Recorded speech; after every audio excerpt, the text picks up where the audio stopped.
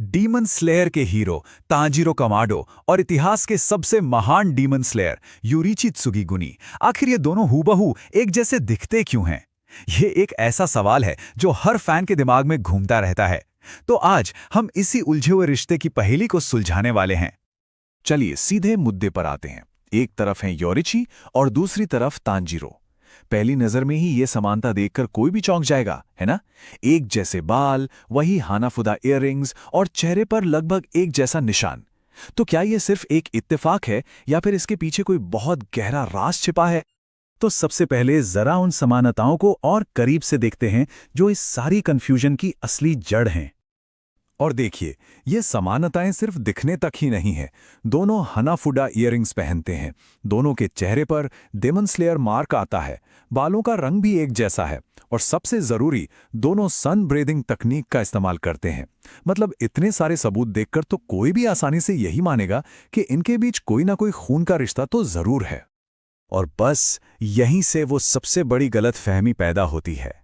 एक ऐसी थ्योरी जो फैंस के बीच बहुत पॉपुलर है, लेकिन सच कहूं तो पूरी तरह से गलत है। तो वो बड़ा सवाल ये है, क्या तांजीरो सीधे सीधे यूरिची का वंशज है? क्या यूरिची उसके परदादा या कोई और पूर्वज थे? यही वो सवाल है जिसका जवाब हम सब जानना चाहते हैं। और इसका सीधा और शायद थोड़ा चौंकाने वाला जवाब है नहीं, बिल्कुल नहीं। तांजीरो और यूरिची के बीच खून का कोई रिश्ता नहीं है, वो अलग अलग खानदान से हैं। तो फिर ये सारी समानताएं क्यों? यहीं से कहानी असल में दिलचस्प होनी शुरू होती है। उनका रिश्ता खून का नहीं, बल्कि एक बहुत ही गहरी दोस्ती और एक वादे पर टिका है जिसे पीढ़ियों तक निभाया गया। ये कहानी सदियों पहले शुरू होती है। योरिची ने तांजीरो के एक पूर्वज सुमियोशी कमाडो को एक डीमन से बचाया था।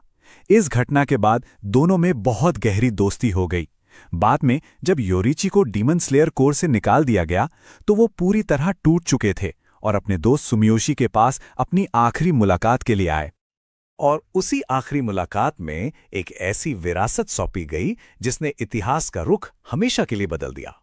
योरिची ने अपने दोस्त के लिए अपनी सन ब्रीदिंग के सभी फॉर्म्स को परफॉर्म किया। सुमियोशी ने हर एक मूव, हर एक सांस को बड़े ही ध्यान से अपने दिमाग में बसा लिया ताकि ये अनमोल तकनीक दुनिया से खो ना जाए। और जाने से पहले योरिची ने अपनी हनाफुडा इयररिंग्स दोस्ती की निशानी के तौर पर सुमियोशी को दे दी।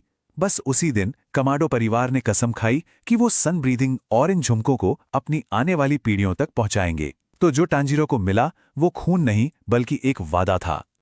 तो फिर सवाल वही है, वो एक जैसे दिखते क्यों हैं? यहीं पर कहानी का सबसे शानदार पहलू सामने आता है। तांजीरो का यूरिची जैसा दिखना कोई इत्तेफाक नहीं बल्कि सिंबॉलिक है। ये इस बात का प्रतीक है कि तांजीरो के अंदर उस आदर्श डीमन स्लेयर की विरासत को आगे ले जाने की क्षमता है जो कभी यूरिची थे। ये किस्मत की एक झलक है, नियति का एक इशारा। और इस विरासत का सबसे गहरा असर पड़ता है कहानी के मेन विलन मुज़न किबुत्सुजी पर। जरा सोचिए, जब मुज़न ने पहली बार तांजीरो को देखा तो वो सदमे में आ गया, वो कांप गया।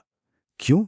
क्योंकि तांजीरो के चेहरे में उसे वो अकेला इंसान नजर आया जिसे वो कभी हरा नहीं पाया था, योरिची त्सुगिगुनी।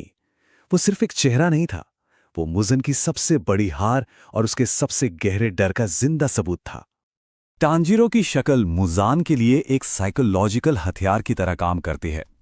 हर बार जब वो तांजीरो को देखता, उसे अपना वो डर, वो सदमा और वो बेइज्जती याद आती जो योरिची ने उसे दी थी। ये विरासत सिर्फ एक वादा नहीं बल्कि मुज़ान के लिए एक कभी न खत्म होने वाली सजा बन गई।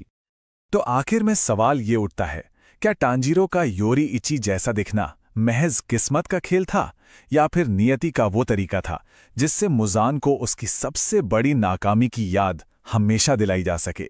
ये एक ऐसा सवाल है जो डीमन स्लेयर की कहानी को और भी गहरा और दिलचस्प बना देता है।